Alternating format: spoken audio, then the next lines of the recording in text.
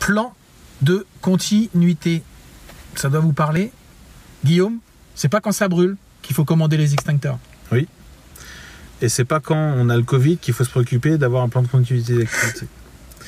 Alors c'est un sujet un peu provocateur et qui me fait sourire jaune parce que l'objectif d'un manager c'est d'être prévoyant pour avoir des plans pour faire face aux différentes situations.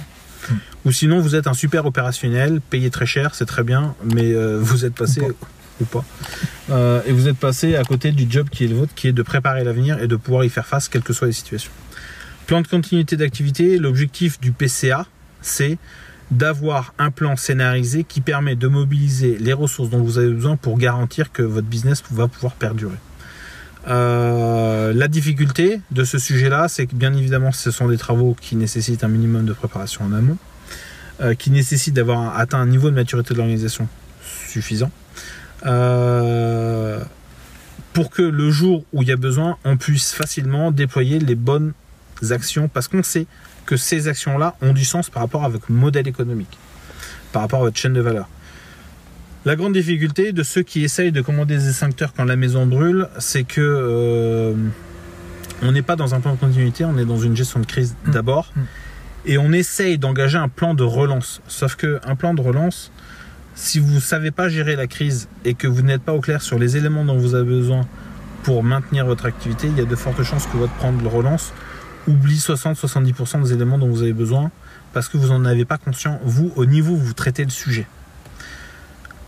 Donc soyez extrêmement vigilants sur ces aspects plan de continuité d'activité parce que ce sont des travaux qui se font en chambre, en amont, avec éventuellement des scénarios tests pour s'assurer qu'on est capable d'eux.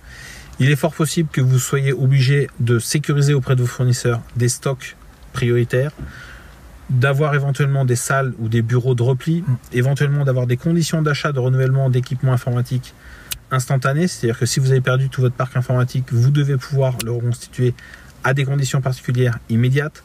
Vous devez avoir une réplication des datas en dehors du site. Il y a une mauvaise blague qui dit que pendant le World Trade Center, il y a une entreprise qui avait ses données dans la tour A et sa sauvegarde dans la tour B. Bon, bah, pas de chance pour eux. Ils ont perdu et la B, et la A, et la B. Et c'est ce qui fait qu'aujourd'hui, lorsque une DSI fait de la sécurisation de data, on ne stocke jamais au même endroit géographiquement, même à courte distance, l'intégralité des données, parce qu'on sait que si on n'a plus les données, on n'a plus de business.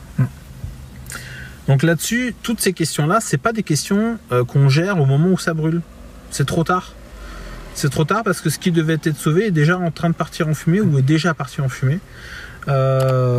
Et de toute façon, quand ça brûle, on n'est absolument pas dans un plan de continuité d'activité. On est dans une gestion de crise où on essaie de limiter l'impact de la crise, premièrement. Et deuxièmement, on essaye de faire un plan de relance, sauf que le plan de relance sera toujours amputé de tout ce que vous auriez pu mettre avant en place pour vous permettre d'avoir un plan de relance plus simple, plus pertinent, plus efficace. Donc soyez extrêmement vigilants, travaillez ces sujets-là en amont. Mais c'est hyper agréable que de préparer. Franchement, c'est très agréable. Oui, parce qu'en plus, est au calme. Ça permet aussi de se reposer des questions sur votre modèle économique. Ça vous permet de prendre conscience, ou au moins pour les managers et la direction, de ce qui est important, de ce qui ne l'est pas. Et ça m'a fait sourire parce que j'ai eu un certain nombre d'entreprises au début du Covid où je leur disais mais préparez-vous à gérer les fondamentaux de votre chaîne de valeur. Donc vous devez absolument partir du principe que demain la structure devra tourner avec 20 ou 30% des effectifs. Je dis mais c'est pas possible. Je dis mais la question n'est pas de savoir si c'est pas possible, c'est possible ou pas possible. C'est comment. La question c'est comment est-ce que vous allez faire. Comment tu fais quand ça t'arrive. Non seulement je suis certain, mais en plus ça va durer longtemps.